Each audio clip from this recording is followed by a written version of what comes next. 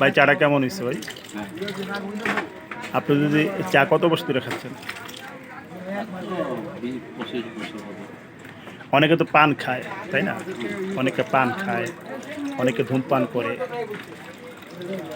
এইটা প্রসঙ্গে যদি আপনি বলতেন, চা, পান অথবা অ্যাকচুয়ালি চাটা হলো অনেকের নেশাগ্রস্ত রোগী, যে সিগারেট খেয়ে অনেকে সিগারেট খাওয়ার পরে ভালো লাগে, অনেকে পান খাওয়ার পরে ভালো লাগে, কেউ চা খেলে ভালো লাগে একজন, আবার দেখা গেছে যে চাও খায়, পানও খায়, আবার সিগারেটও খায়।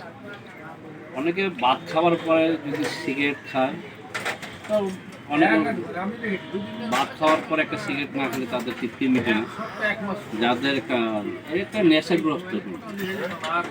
আপনি এটা কি ভালো দিক দেখেন না খারাপ দিক দেখেন? সিগারেটটা অবশ্যই খারাপের দিক।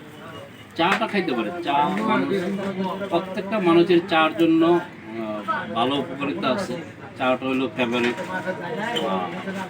চাটা মানুষের শরীরের জন্য ভালো। ধন্যবাদ, আপনার সাথে কথা বলে খুব একটা ভালো লাগলো। Thank you.